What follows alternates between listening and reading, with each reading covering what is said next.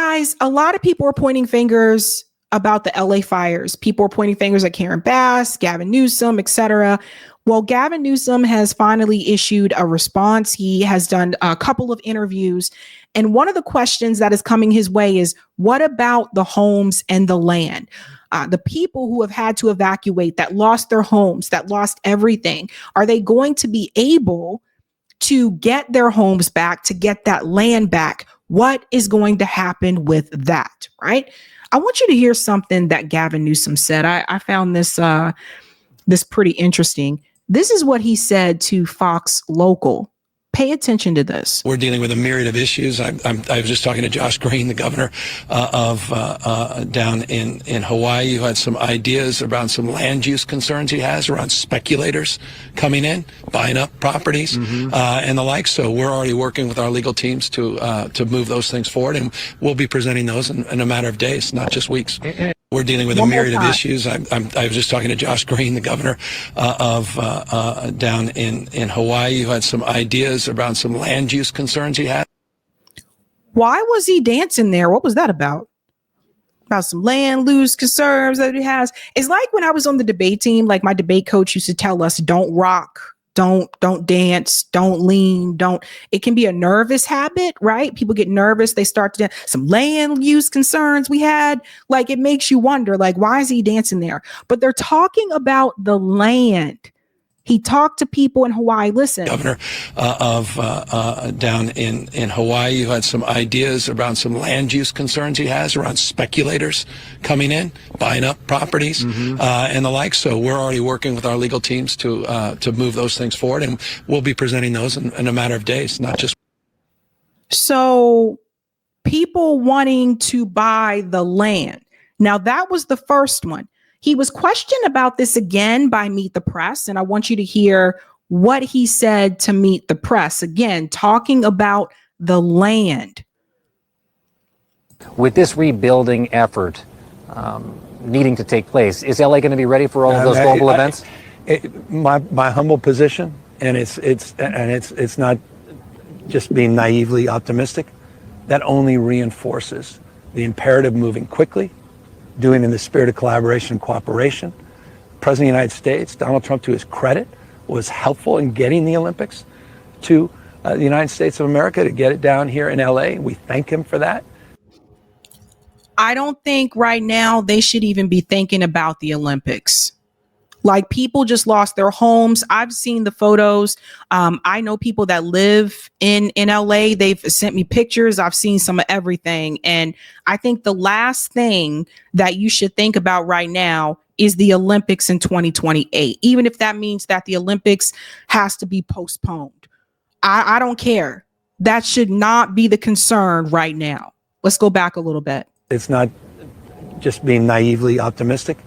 That only reinforces the imperative moving quickly, doing in the spirit of collaboration and cooperation. President of the United States, Donald Trump, to his credit, was helpful in getting the Olympics to the United States of America, to get it down here in LA. We thank him for that. This is an opportunity for him to shine, for this country to shine, for California and this community to shine. The opportunity with all of that and all that opportunity and that pride and spirit that comes from not just hosting those three iconic games and venues, but also the opportunity, I think, to rebuild at the same time. And that's why we're already organizing a Marshall Plan. We already have a team of looking and reimagining LA 2.0. Let's go back to hear that again. A Marshall Plan? Country to shine, for California and this community to shine. The opportunity with all of that and all that opportunity and that pride and spirit that comes from not just hosting those three iconic games and venues, but also the opportunity, I think, to rebuild at the same time. And that's why we're already organizing a Marshall Plan. We already have a team of looking and reimagining LA 2.0, and we're making sure everyone's included, not just the folks on the coast, people here that we're. Ladies and gentlemen, I think everyone needs to pay attention to what he's saying here, because first of all, I want to tell you a little tidbit about the Olympics. A couple of years ago, here in Boston, it was propositioned here. They wanted to host the Olympics in Boston. The people were heavily against it. And the reason being is because Boston is very dense. Traffic is already a pain in the ass. The subway doesn't work well like it should, but we do have a subway system. And they said, like, we just don't have the resources to do it. So the city decided to pass. We passed on it. Some people were excited about it, but I think the majority outcry was like, hell no, we can't do it. Right. So it sounds like to me, and I watched the full interview, they're already moving on, thinking about like the next best thing. He's already moving on to how we can rebuild it 2.0. And it seems like this is all around the Olympics. This is all around like, let's rebuild it. Let's reimagine it. And, you know, a lot of these cities have been talking about smart cities. Again, I'm in the Boston area. They talk about it here, and they removed a lot of parking spaces and parking garages to make things more like try to go into that smart city direction, right? They say less cars, less driving, more biking, more walking, and taking public transportation. And I get it. But at the same time, what does that mean for the people who just lost their homes in Altadena, for example? Pretty much predominantly Black neighborhood, from what I understand, that just lost their homes, along with that net worth. What does that mean? Are these people going to be able to get homes back where they had them? Or is Gavin Newsom and all these business bros going to turn this land into their idea of this smart city where they are going to build these luxury apartments? I call them boxes nowadays. They make these apartments so tiny these days. These luxury apartments, and everybody is just going to be packed in on top of each other. What happens to the people that lost their homes? And it doesn't seem like there was a lot of focus on that. He's already talking about how they're going to make the city look different. And meanwhile, people that lost everything, they're like, how am I going to be able to come back? So I don't think, and Janine, yes, Janine said they don't want people to have homes. I don't think they do either. I think they want people to have less. They want people to have less. I've seen it over and over again. Guys, I'm trying to forewarn you what is to come. I've lived here in the Boston area for over 13 years, and I'm trying to tell you, over time, they have built less and less homes. It's not that Massachusetts doesn't have land, they do. But what are they building instead? Apartments. These shoebox apartments, people on top of each other. Bam, bam, bam, bam, bam, bam, bam, bam, bam. That's what they want. And that's what I'm afraid is going to happen to people here in Los Angeles after these fires. Included not just the folks on the coast, people here that were ravaged by this disaster. You just said you're organizing a Marshall Plan for the rebuilding of California. What is that Marshall Plan? Tell us about this Marshall Plan. We're just starting to lay out. I mean, we're still fighting these fires. So we're already talking to city leaders. We're already talking to civic leaders. We're already talking to business leaders and nonprofits. We're talking to labor leaders. We're starting to organize how we can put together a collection of individuals on philanthropy for recovery, how we can organize the region, how we can make sure that we are seeking federal assistance for the Olympics more broadly, but also federal assistance for the recovery efforts, and how we can galvanize the community with folks that love this community to really develop a mindset so that at scale, we're dealing with the scope of this tragedy and responding to it at scale with efficiency, like the executive order I talked about, time value of delivering projects, addressing building codes, addressing permitting issues, and moving forward to rebuilding and being more resilient. But what do the residents want? And I'm asking, like, what happened to Lahaina? Right? Remember Lahaina, the fires that were in Lahaina, Hawaii? What happened? What happens to people in Asheville, North Carolina? Because from what I understand, and I've seen the videos on Status Quo, that situation still isn't done with. So what is happening with the land? Meanwhile, look at what the landlords are doing. I told people this was going to be a thing. LA isn't playing around. There's a spreadsheet of landlords price gouging rent during the LA fires. So here we go. See how people are trying to make money? Tracking rental price gouging in LA. And shout out to whoever created the spreadsheet. Guys, this is exactly what we said would happen. What would happen, right? We saw it with Hurricane Katrina. We've seen these things over and over. So what they did with this spreadsheet here, and you can see, I'm going to zoom out a little bit so I can get to the scroll bar. What they did here is you can see they have a column that says the price before, right here where I have my little cursor, and the price after. So if we look at this apartment here in LA, the price before was $8,995. They've jacked it up to $12,000. I'm not going to go through this whole list, but I just want to show you an example. They are jacking up the rent. The landlords are trying to find a way to make more money. 33% increase. So like I said, obviously the people who were living there that were used to paying a certain amount, they're probably, a lot of them are not going to be able to afford this increase. How can you sit here and try to make a profit off of a time like this when a lot of people lost their homes? But capitalism going to capitalize. That's how we get here. That shouldn't be allowed.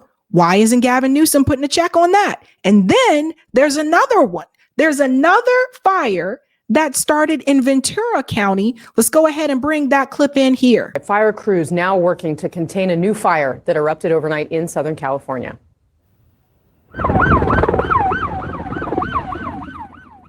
This one is called the Auto Fire. It's now at 0% containment. Wind gusts today could reach hurricane force, up to 70 miles an hour. A rare type of red flag wind warning also in effect in LA and Ventura counties until Wednesday because of those winds, threatening more new fire outbreaks, spreading the Palisades and Eaton fires.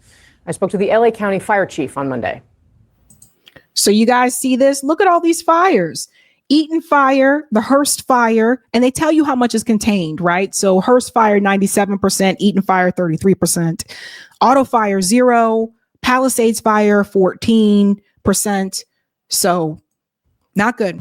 Are you worried that these new winds may undo the progress that you've been able to make? Oh, yeah, absolutely. If we get a new fire start in a different location, it could be very difficult to contain. CNN's Michael Yoshida is live for us in Altadena. Michael, good morning. What are you seeing there and what have we learned overnight? So this is Altadena. This is not one of the big affluent areas. So we all know like Malibu, like a lot of celebrities live in that area. Altadena's, from what I understand, middle class neighborhood.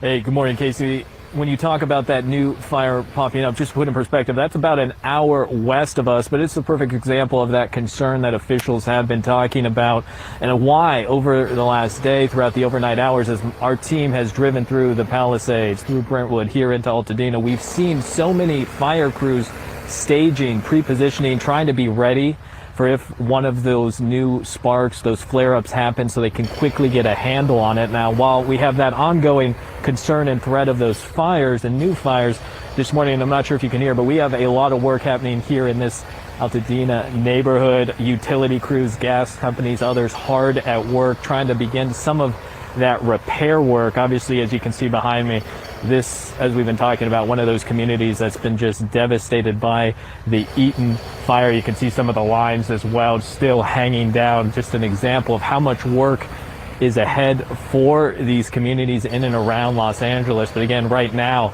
that most pressing threat, that biggest concern overnight heading into the rest of the day is going to be how those winds continue to potentially shift and what impacts they may have on those fires that they've already been working so hard to get those containment lines around, and what any new fires such as that auto fire may pop up as well. And let's not forget, we also showed videos on the show before where a number of residents said that their fire insurance was canceled right before these fires happened, or like 3 months or so before the fires happened. And I mean, like, it is just, Carrie said, I'm convinced this was planned. A lot of people feel this way. I mean, we all know that California has wildfires, so they're not new to this, but this one has been incredibly devastating. They said it's probably one of the worst ones on a larger scale. But to me, some things just don't line up. Like the fact that they were canceling fire insurance for people, and it wasn't the customers who were trying to cancel it. It was the insurance companies that said, we're going to cancel your fire insurance just a couple months ago. And then now these fires are happening. It's really crazy, you guys. And then it goes on to say that I want to show you this as well, because then we have to talk about how do we help them recover? Can they get their land back? Can they be able to build a home there again? And how much money is the U.S. going to give them? And you have got to hear this. Earlier Monday, Biden's press call promised California fire victims a one-time payment of $770. Oh, and by the way, look, once again, don't you see Kamala Harris is right there in the room too? Okay, listen to this. And I want to be clear. We're not waiting until those fires are over to start helping the victims. We're getting them help right now, as you all know. People impacted by these fires are going to receive one-time payment of $770, one-time payment, so they can quickly purchase things like water, baby formula, and prescriptions. So far, nearly 6,000 survivors have registered to do just that, and $5.1 million has gone out. And I want to be $770, a one-time payment of $700. I just showed you the landlords have increased the rent already. What the hell is $770 going to do? Let's all think about this, guys. They just had to evacuate.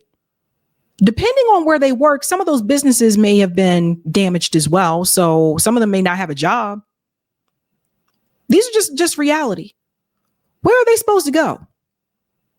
And I get it. They do need money to get food, etc. I get that. But what the fuck are you going to do with $770 in California? Hell, honey, $770 don't go far for me when I lived in South Carolina either. So what are you going to do with that? Didn't we see this same thing in Lahaina, Hawaii? I think there it was even less. In Lahaina, I think it may have been $750. Didn't they give around that same amount to people in Asheville, North Carolina? Meanwhile, they're giving billions to Ukraine and billions to Israel. But when something happens here with us, with the American people, let's give them a one-time payment of $700. Guys, the stimulus checks were more than that. The stimulus checks were more. Didn't you get a stimulus check that was what, $1,200, $1,600? I forget. It's been a while, but more than that. So it just, I think the people who have money, the celebrities who I don't feel bad for, they will be able to buy another $1 million home. They'll be fine. But the people who had to evacuate that are working class, middle class, those people, how are they going to afford to return there? I saw this happen with Hurricane Katrina, where people were evacuated. They had to leave. And when they tried to come back to New Orleans, they couldn't even afford to live in New Orleans anymore. Is that going to happen also in LA? LA is already expensive as it is. Hey guys, this was a Sabby clip. If you like what you saw, hit that like button and subscribe.